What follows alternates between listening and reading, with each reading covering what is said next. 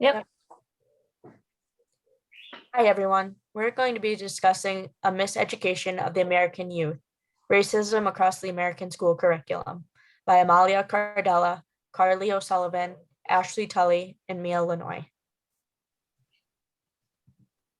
The purpose of this presentation is to examine the inaccuracies of the United States school curriculum with regards to absent or inaccurate information.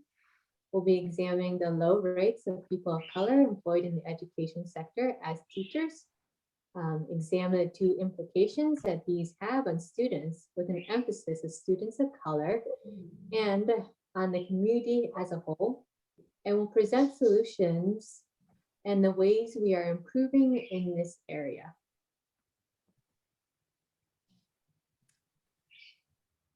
In Connecticut, 8.9% of educators are of color, while 47% of Connecticut students are students of color. As of 2018, about 8 out of 10 teachers are white and fewer than 1 in 10 are Black.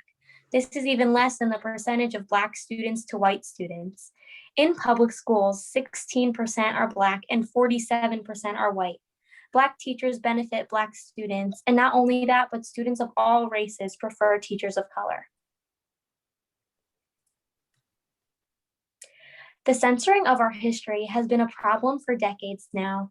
In the Atlantic News article, History Class and the Fictions About Race in America, it describes how in Texas, a student sent a photo of a blurb in a textbook regarding the Atlantic slave trade.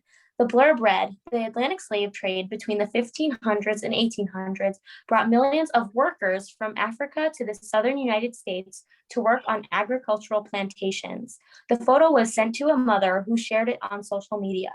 They referred to slaves as workers, which completely erases and downplays the histories and the terrible working conditions, lives, and respect African Americans received in slavery. Not only is this extremely disrespectful to African Americans, but it neglects to teach non-African American students about our upsetting history. Now, to move on, a current example of racism in schools actually comes from Dr. Seuss books. In one book titled "And to Think I Saw It on Mulberry Street," there is a character called the Chinaman, which is already problematic. But to make matters worse, the caricature had lines for eyes, wore a pointed hat, and carried with him a pair of chopsticks and a bowl of rice. Children are reading these stories that showcase negative representations of minority groups. Not only that, but in Dr. Seuss's story titled "If I Ran the Zoo," there are two characters who are supposedly from the African island of Yurka, and they are drawn shirtless and shoeless and resemble figures similar to monkeys. These books have so many racial undertones, and it is surprising that people are only starting to notice them now. This topic is well explored because of the prevalence of inaccuracies in current curriculums and educational materials.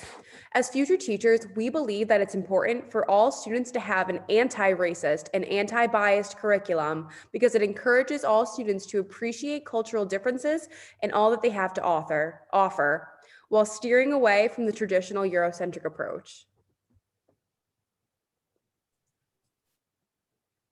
Some of the main things that we found through our research was that there is a shortage of African American teachers in the United States because we do not treat the ones that we have well.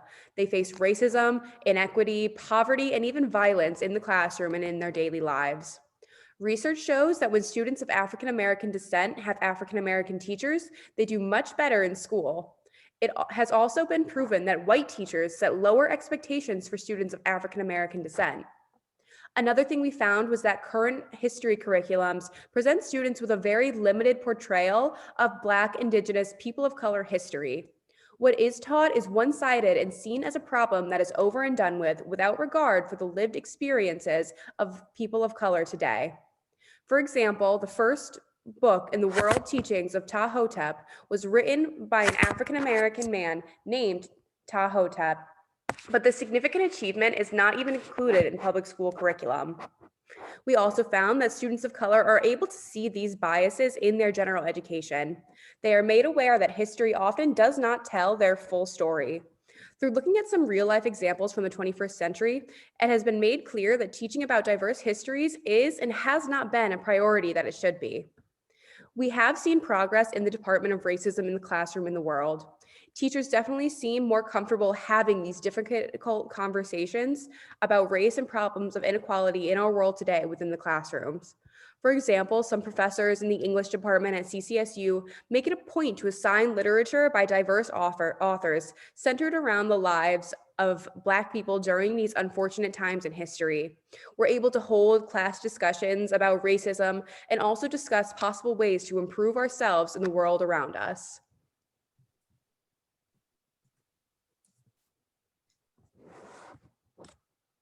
Although there isn't enough research tying academic success with multicultural education, preliminary research has indicated that there is indeed a correlation between the two.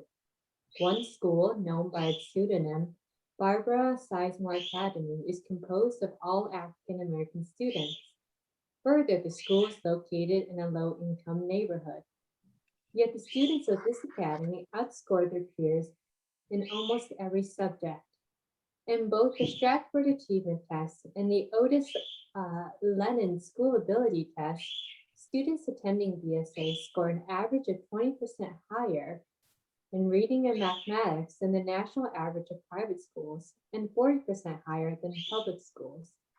The success of these students can be attributed to the anti-racist curriculum that the school implemented.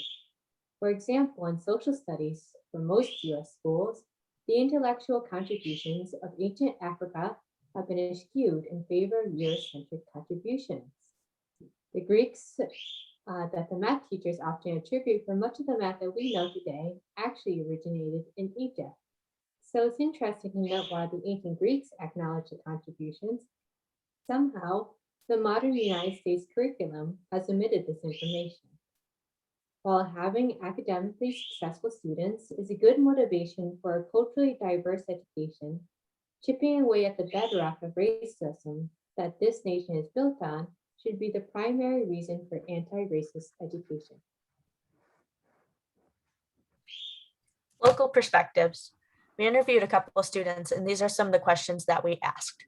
What is your experience, if any, with racism in school curriculum?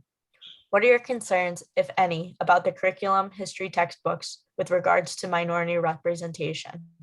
As a student, how was your experience about history in public schools with regards to minority representation? What is the dynamic in the classroom like with both white students and students of color? What has been your experience going through the professional program? And what is your experience with the current curriculum regarding the portrayal of minority groups? We also questioned teachers. Some of the questions we asked are, what is your opinion on the current curriculum history textbooks regarding the portrayal of people of color and history in America? What do you think is left out? What do you want to see? How do you navigate difficult topics in light of recent racial tensions? What has been your experience going through the professional program? In education, we strive for equality of education for all groups. How well do you think US schools are doing in this regard? In your opinion, does the math curriculum have a bias with race, for example, representation of mathematics in our textbooks? Last question, and this is regarding CCSU, is history of math and Let's See Math for Diverse Culture, are those required courses for teachers now? So to start, I interviewed Carrie O'Sullivan. She is a public school elementary teacher in Wallingford, Connecticut.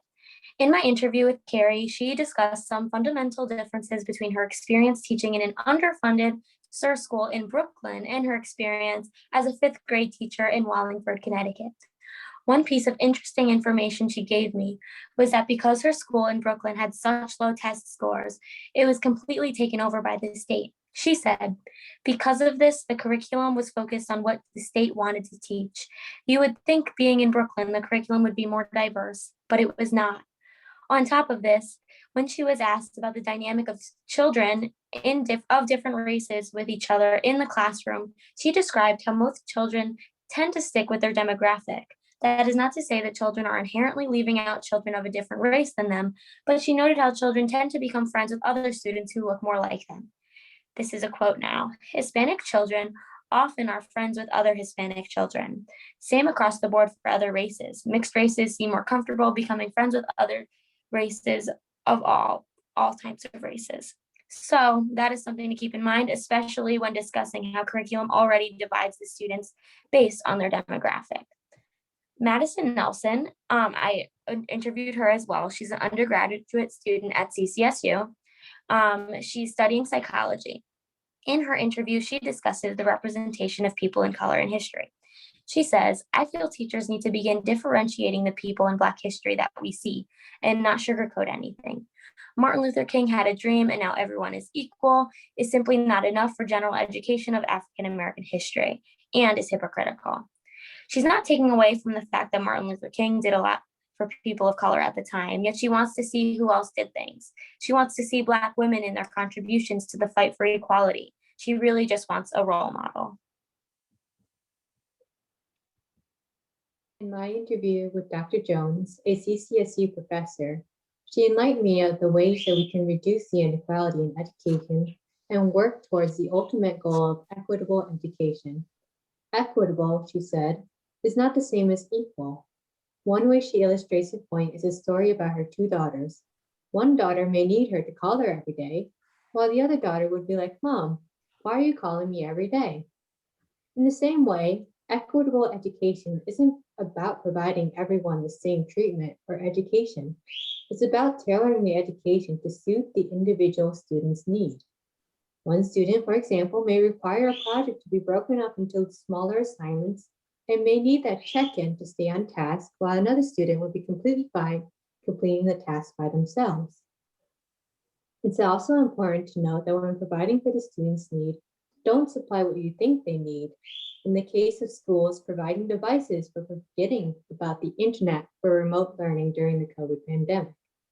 So, in knowing how to provide equitable education to all students from different backgrounds, it's important to connect with the student's whole identity. Get to know them and show that you genuinely care about them as people and not just students. Additionally, teachers should not settle for less when it comes to education just because they're in a certain neighborhood.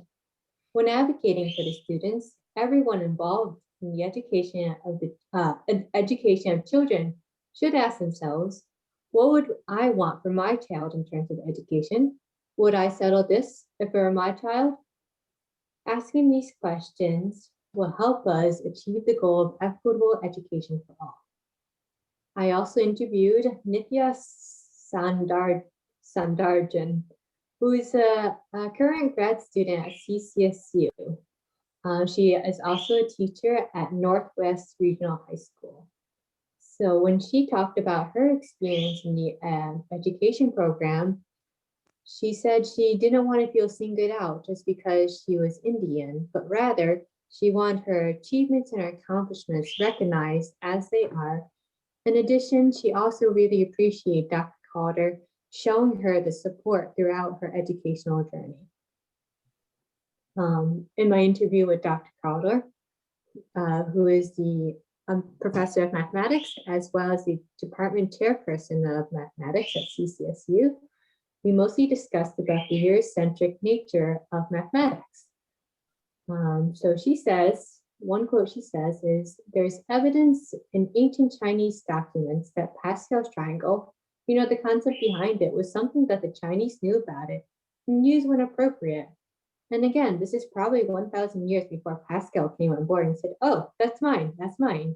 It wasn't, so I tried to interject little things like that whenever possible to really help the students understand that many, many cultures contributed to the development of math.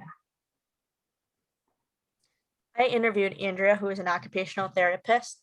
Andrea does not remember any blatant racism in school curriculum. She believes that textbooks do not do a good job of portraying persons of color. Andrea learned a lot as she became an adult compared to when she was a student. During her experience as an occupational therapist, she worked with and treated individuals from many walks of life. She feels that it has been important to be a good listener and understand the needs of each and every one of her clients. My second interview was with Amy Moody, who is a fifth grade teacher and has been teaching for 21 years. Her students read books that incorporate different groups of people. such as reading about Christopher Columbus and Jackie Robinson. Math curriculum has more diverse names and places in the word problems. The district is still working on how to incorporate diversity into the lessons. She has not experienced racism while teaching. I interviewed Gerald Nika Innocent, who is a Black graduate student at Lynn University in pursuit of a master's degree in psychology. Nika feels that the portrayal of Black, Indigenous, people of color history in American curriculum is limited. She went on to talk about how their history seems to start only with slavery and genocide, ignoring the rich history that precedes this abuse and injustice. An ongoing problem in today's classroom, Nika feels that the way that the lessons are taught too often frame the plights of people of color as some smudge in the past, as if these people do not continue to exist and fend their way through continued adversity. She is concerned that minority groups are often portrayed as savages coming from underdeveloped societies, groups of people that need saving rather than unique groups of peoples with their own enriched cultures and societies. In order to begin to remedy these issues, Nika feels that the change begins with honesty, and that along with accurately portraying the injustice done unto oppressed groups, students should also be shown the strengths, contributions, achievements, and beauty that exists as well. When speaking about her experiences in the classroom, Nika states that she and other students of color are often rejected by their white counterparts because they themselves have never experienced the things the minority students are talking about. These white students feel guilty and choose to go on the offense rather than listening to what their classmates are saying. Nika explains that students share their opinions not to make white students feel ashamed, but rather the greater interest is to have the experiences of those who have faced adversity and those whose ancestors have fought through even more to be acknowledged and validated in the fact that wrongdoing has occurred. Because how can something that is not acknowledged to be wrong or broken ever be corrected? I also interviewed Olivia Morris. Olivia Morris is a Black student currently pursuing her graduate degree in multimedia design at Lynn University. As far as American history curriculums and textbooks go, Olivia feels that they are severely lacking.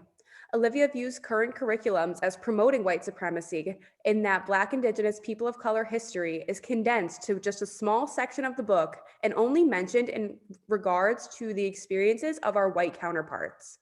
She feels that the stories and experiences of people of color should be told by people of color, stating, "Let us speak our truth." Olivia also feels that students should be exposed to a more accurate history from a young age, making the curriculum age appropriate without portraying white and European countries as the gold standard. Like many students of color, Olivia feels that she shouldn't have to be in her early 20s to be exposed to her history. On discussing racial tensions in the classroom, Olivia states, "White fragility pains me." In her experience, when students of color speak about their lived experience, white students are quick to speak over and dismiss students of color. They will discount their experiences and use racist or stereotypical rhetoric to make an argument or rebut.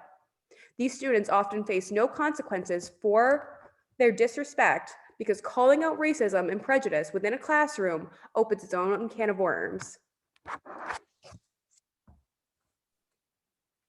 So, for conclusions and recommendations, in order to strengthen schools and communities, we must first examine ourselves, understand our own biases, and understand how it influences our perception of other cultures.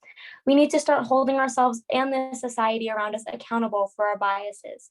We need to give voice to Black, Indigenous, people of color when speaking about their history and experiences. Teachers should use literature from diverse authors and rely on firsthand experiences rather than Eurocentric textbooks to get accurate portrayal of history. Instead of celebrating or recognizing certain ethnic holidays as a way to promote diversity, integrate cultural relevance throughout curriculum, such as noting the achievements of prominent people of color, properly attributing to the achievements to the correct ethnic group. Also, there are teaching programs such as the secondary math program that have also introduced courses that help future teachers prepare lessons that break down the notion of math being a Eurocentric accomplishment or contribution.